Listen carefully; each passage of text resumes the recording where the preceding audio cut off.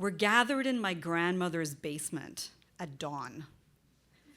We hatched the plan the night before, between brushing teeth and baths. We were to go downstairs before any of the adults were up. It was too risky to do this upstairs. Someone would hear us and surely put a stop to it. Only my parents would be sleeping downstairs and nothing rouses them. Plus, my dad's had a cold the whole weekend and he's been sleeping through everything, even all the noise upstairs. Our grandmother's house is very fancy and tidy. There are paintings on the walls, lots of polished wood, plenty of things to break, like crystal vases and odd things like a glass statue of a fish. Down in the basement, it's fairly empty. There's an old coffee table, an old sofa, nothing to break. So we play down there a lot. Sometimes we play this dumb game where we have to jump from the sofa to the coffee table because the carpet is a shark-infested ocean, very original. Someone always gets hurt. It's just how it goes. So here we are in the basement. I'm looking around at all of us sitting there. I've borrowed the Ouija board from my friend Kathy. So she got it for Christmas, and she showed me how she uses it to talk to her dead grandfather. So part of me thinks it was her moving that little planchette around with her fingers, but she insists it was him, answering her questions letter by letter on the Ouija board. We did this in her old-fashioned dining room with the curtains closed to block out the light. She wasn't scared at all. She was just happy to get some answers from her grandfather.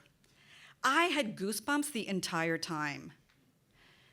But I still asked her if I could borrow that Ouija board the next time my cousins came to town. I thought it might help. In the dark basement, I've set the Ouija board on the coffee table, around which the 7 of us are now kneeling. My little sister Julie, who at 5 is the youngest of the group, is sitting next to me. She's already told me she doesn't like this, but she's gamely staying put. My oldest cousin, Marianne, is facing me across the coffee table, and she's doing her best to look bored, because she's 11 and this wasn't her idea. Her brother Mark is idly performing a drumming solo on the coffee table with his fingers, and François, Jacques, and Hélène are sitting together eyeing the Ouija board. We are tight, the 7 of us. We get together for every holiday when our families descend upon our grandmother's house and we sleep many to a room. When we're together, we cousins, we have our own subculture. We watch the same TV shows, play the same games, climb the same trees, toboggan down the same dumb hill year after year. Inside jokes carry over from visit to visit, same with our schemes. Sometimes we break up into factions, girls versus boys. Someone always gets in trouble. At night, we tell each other ghost stories from our sleeping bags, and we wonder whether our grandfather, a stranger whose smiling portrait hangs in the living room, haunts this house. In the dark basement, facing Marianne, I'm a little cold in my nightgown, and I feel a little queasy. I'm not usually in charge of cousin schemes, but everyone is waiting. I turn to François, Jacques, and Hélène. Are you sure you want to do this? I don't know if it's going to work. Hélène looks at her younger brothers. Jacques nods. François, who's only 5, just bites his lip. Yeah, she says, we want to talk to our dad. It's been almost a year since Oncle Michel died. Of some illness I don't really fully understand. Something happened to his head or his brain. When I found out he was dying, I thought it was a terrible mistake. A terrible shadow was cast over our family, like nothing I'd experienced before. People died in my family before, but they were always old. Oncle Michel was my parents' age. He was an ear, nose, and throat doctor. He took out all of our tonsils. I thought for sure that this was a terrible mistake. I thought I'd come home one day, my mom would tell me he was going to be just fine. Parents dying was not something I had considered. But instead, one day, we went to his funeral. So we've gathered a few times since he died at my grandmother's house like we always do for holidays, but it's not the same. The chairs around my grandmother's table have been rearranged to eliminate the empty space. The adults are quiet. My Aunt Nicole rarely smiles. Hélène no longer practices the piano in the living room. The boys are always fighting. No one talks about him or asks them how they're doing. I keep wondering, is this who we are now? No more camaraderie, no more ribbing about hockey scores, no more animated conversations that end in bursts of laughter. I desperately want to go back to how things were before. And yet I feel so sad. I feel sad for my cousins who lost their dad. I feel sad for my aunt who doesn't have her husband anymore. And I feel sad that I'll never see Oncle Michel again. When it had been my turn to have my tonsils out, I was very proud when he walked into the operating room wearing that surgical cap and the gown, the whole thing. He walked over to me and said, I was going to go to sleep. I said, I'm not sleepy. So he pointed to a blackboard on which he'd written, in cursive, the names of all my cousins who'd been there before me, and asked if I could read it out loud. Sure, I said, wanting to show off my reading skills. Marianne Bouvier, Marc Bouvier, Hélène Dumont, Jacques Dumont, François Dumont. In the dark basement, I hesitate for a moment. We have never summoned the dead before. I feel like we're crossing a line. But I really want my cousins to talk to their dad. Okay, I say, this is how it's going to work. First, we all put our fingers on the planchette. Then we have to ask if his spirit is here. If it is, you can ask your questions. A brief discussion happens between Hélène and Jacques. She'll speak because she's 10 and she's the oldest. Okay. She takes a breath. Cher papa, are you here? Our fingers are all mushed together on the planchette now. Nothing happens for a moment. But then suddenly, the planchette swings wildly over to the top of the board where the word yes is written. My sister Julie inches closer to me, and I can feel her cold little foot against my leg. I nod at Hélène to continue. But she's interrupted by a sound, like a doorknob jiggling. Did you hear that? Says Marc. Someone's here, hisses François. Shh, I command as I stand up. There are 2 doors that open onto the family room in the basement. The bathroom door, which is wide open, and the door to the room my parents are in, which is ajar. But I hear nothing except the sound of my father snoring. I turn to reassure my cousins, but I see that Marianne is legging it up the stairs that leads to the outside door of the house, the side door. The others are frantically running after her across the dark room. I scoop up the Ouija board and the planchette and I race on after them. We emerge into the driveway, frantically talking over each other. Did you hear that? It was him. Someone was down there.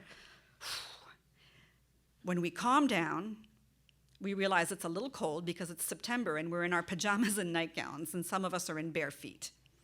So we agree it's best to finish this upstairs in my grandmother's house and do it quick before anyone wakes up. But to get there, we have to go back through the creepy basement to use the inside staircase because the front door of the house is still locked. So we make our way through the basement, back up the stairs. In my grandmother's immaculate kitchen, it's white and turquoise. The light's just starting to filter in through the sheer curtains. I put the Ouija board down on the formica table. The room is enclosed, and it's separated from the foyer of the house, where that locked front door is, by a wall. But there's a rectangle cut out of the wall, like a window without a glass. Apparently this was done to camouflage a construction mistake years ago, but it's always just stayed that way, and my grandmother uses it to display fancy knickknacks, like that glass fish. So we've all climbed up there to get a closer look at that fish. It's fascinating. It's like thick green glass with speckled gills, and its mouth is wide open. It's about 1 foot high, and it's really heavy. We are told this was a gift and that it's not a toy. Sitting around the table, I look at the group of us with our hair sticking out every which way and sleep in our eyes. I hear distant sounds of snoring coming from the bedrooms beyond the foyer. We agree that we need to continue and that the spirit needs to be called back because we changed rooms. Marianne confidently puts her fingers on the planchette and nods at Ellen to begin. Cher papa, says Ellen, we are calling you back from this spirit world. Are you here? The planchette doesn't move. But Julie nudges me and she points to the wall. Hey, did you see that? The glass fish moved. My cousins are like in a panic. Shh, quiet, we're gonna wake everyone up. This is serious. Julie looks at me with wide eyes. It's not like her to fib. She must have imagined it. Fingers back on the planchette, Marianne nods at Hélène to go. Cher papa. Julie gasps. She points to the wall, but this time we all see it. The glass fish is slowly, surely moving across that shelf. We are frozen in collective terror, our fingers paralyzed on that planchette which hasn't moved. Then we hear it, a faint sound coming from somewhere in the house, like someone crying. Mark screams. In a mad rush, the seven of us push our chairs back from the table. We race across the really polished, slippery floor towards the archway that leads to the foyer. Little Francois gets there first. He stops dead in his track and he yells. The rest of us plow into him, pushing him into the foyer. I'm holding Julie by the arm as we push through into the foyer. And there, standing in his old velour robe, clutching a wadded-up Kleenex in one hand and the fish in the other hand, stands my dad, laughing hysterically.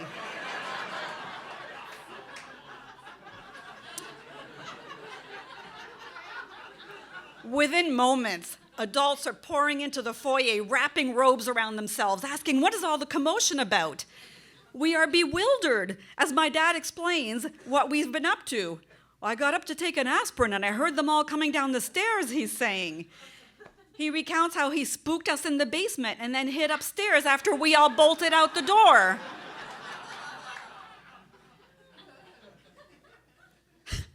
Aunts and uncles explode in cheerful chatter while my cousin Jacques is clamoring. He knew all along someone was spying on us. I own up about the Ouija board. Nobody seems mad about this, though, and I do catch some tender glances in the direction of Jacques, Francois, and Hélène. My dad is about to say something to me and Julie when our grandmother emerges from her room, her like vinyl slippers slapping against her heels, smelling of like Nivea cream. She looks at my dad up and down. Feeling better? She says, what's all the commotion about? She breezes past my dad and heads to the kitchen and turns to him and says, put the fish back, it's not a toy. We're told to go get dressed for breakfast. The adults file into the kitchen after my grandmother. I hear the sounds of cupboard doors opening and closing, dishes, toast being put in a toaster, and the familiar banter of my family. And for the first time in a long time, the sound of laughter. Thank you.